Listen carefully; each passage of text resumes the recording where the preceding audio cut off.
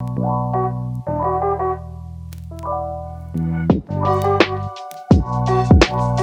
vaccins ne sont pas efficaces à 100%, mais ils sont presque efficaces à 100% pour éviter une forme grave et mortelle. C'est-à-dire c'est entre 92 et 96%.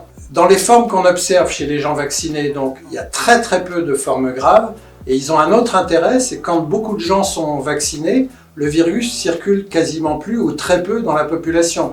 Donc même les gens chez qui le vaccin va pas très bien marcher, ils ont moins de chances de rencontrer le virus et donc de faire une maladie.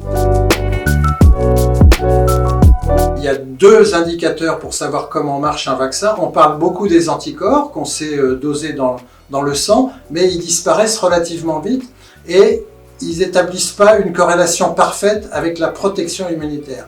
Donc des équipes de recherche regardent ce qui se passe dans les cellules blanches du sang et c'est elles qui conservent la mémoire immunitaire après un vaccin.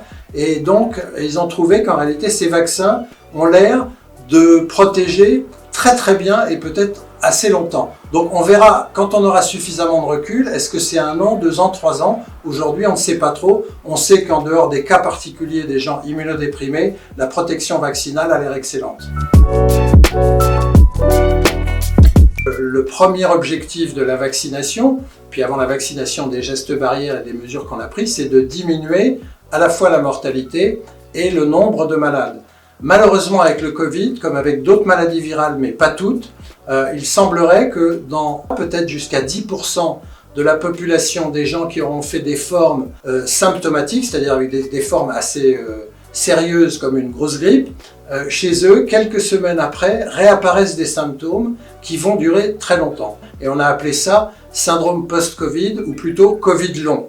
Et donc on se vaccine aussi, même si on est jeune, même si on a 30 ans, même si on a 25 ans, pour éviter de présenter un Covid long qui peut dégrader la qualité de vie pendant de longs mois, empêcher par exemple de reprendre le sport ou même de travailler.